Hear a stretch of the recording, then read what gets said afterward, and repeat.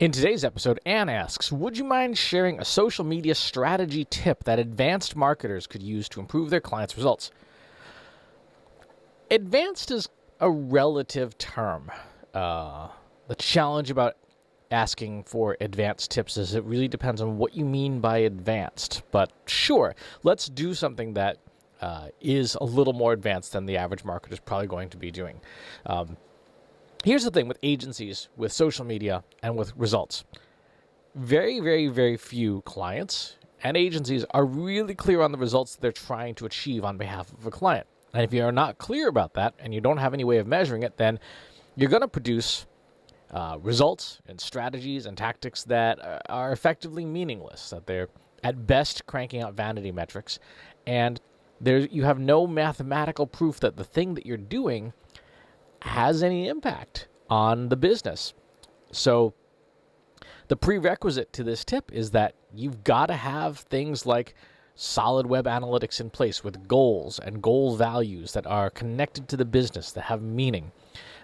If you are being paid just to crank out followers or engagements or mentions, then there really isn't a whole lot of advanced strategy to that, because the result's not particularly advanced, right?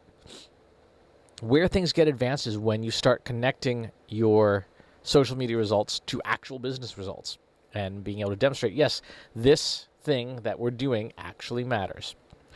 So what does something like that look like? Well, on my own website, I have a bunch of conversions. You can buy a book, sign up for a newsletter, etc. And what I want to know is, what of the activities I'm doing actually matter? Right? What stuff has meaning as helping me achieve my goals? So let's go ahead and bring this up here. This is a data-driven customer journey, something that Trust Insights produces for its clients. And what you're looking at here is an attribution model. It's an attribution model. It's for digital channels. It's derived from Google Analytics data. And the premise is that, as with things like sports, just because a player scores the goal or the basket or the point or whatever, doesn't mean that the other people on the team didn't have some kind of participation in that, right? Very, very few sports are played where there's one person who does all the work and everybody else just kind of sits on the bench and watches, right? Tennis, I guess, would be, but it's not a team sport.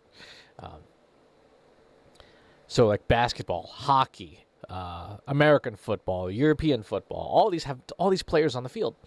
And the question that a lot of coaches want to understand is, what are the synergies between those players?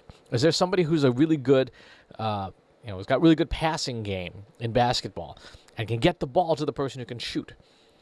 When we look at attribution models in marketing, a lot of the times they're all what's called last touch. So again, you're looking at the last person who touched the ball before the basket went in. Well, that ignores the fact that that person can't take the shot if the ball never gets to them. A good attribution model, a more sophisticated attribution model, looks at the interplay between all the different players. So in this case, what we're looking at here are the different sources and mediums for things that contribute to conversions on my website.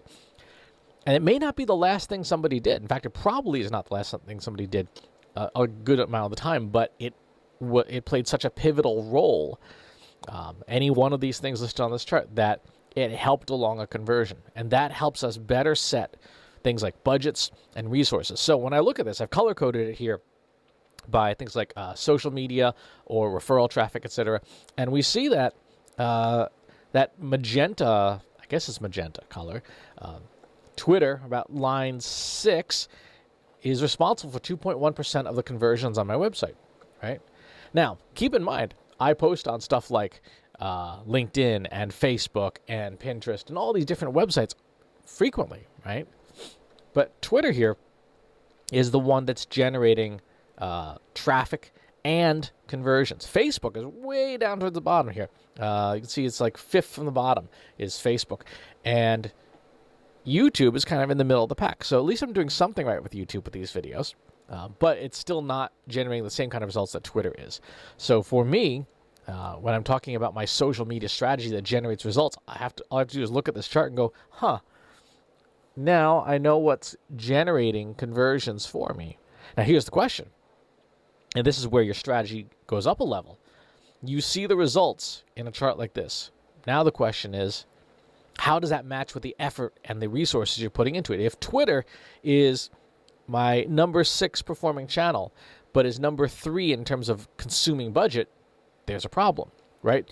If YouTube is number 11 or 12 on here, but it's number 40 on my budget list, right? Like I pay no money, I give YouTube no time, then that would be a good thing, right? That would suggest, hey, maybe that mismatch means there's a results arbitrage opportunity. If I put minimal impact into YouTube now, if I put minimal effort into YouTube now and I'm getting this impact, what would happen if I scaled up my effort? Vice versa, if I look at Twitter and I say, I'm putting, 10% of my effort into Twitter and I'm only getting 2% of the results. That's not a good sign, right? So with really good attribution analysis, with effective attribution analysis, you can judge the relative ratios of the effort and the results that you're getting for any of your marketing channels, but especially social media channels. And we want to do this at the individual channel level because on a lot of the times, particularly for large organizations, you may have a different team even that runs Facebook than Twitter, than YouTube, than Instagram. And if you don't have your data split out like this, it's harder to get at that. Now, can you do this with Google Analytics in the interface? No. This is something that has to be done outside of Google Analytics because Google Analytics does not have the processing capability to offer to users to give them this report in a timely fashion. They could absolutely do it, but it would just be like, go get a sandwich and get this report later.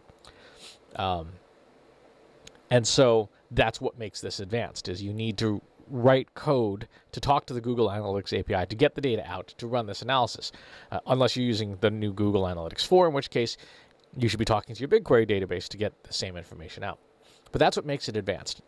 There's a technical barrier to entry, and then there's what you do with the data. If you just look at this and go, that's cool, and then you move on with your day and you don't change anything, then this has no value, right? It's like any metrics. If you look at it, you don't change what you do, it has no value. What Seth Godin says, if you don't change what you eat or how often you exercise, don't get on the scale, right? Same thing with analytics. If you're not going to change what you do and how you spend and what your strategy is, you don't need analytics, right? Because the data doesn't inspire a decision. The advanced part of this comes from making a decision from our data. In this case, I'm going to say, hey, email is working really well. What can I do with more email, right? I'm not spending a lot of money on it. I'm not spending a lot of time on it compared to the time I spend on YouTube every day, right? Or on video every day. Maybe I should be doing a daily newsletter instead. Interesting things to ponder.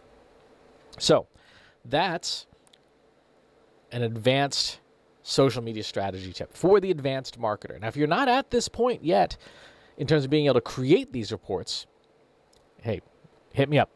We do them for our clients. And then you have to do the decision-making based on them. If you got follow-up questions, leave them in the comments box below. Subscribe to the YouTube channel and the newsletter. I'll talk to you soon. Take care. Want help solving your company's data, analytics, and digital marketing problems? Visit trustinsights.ai today and let us know how we can help you.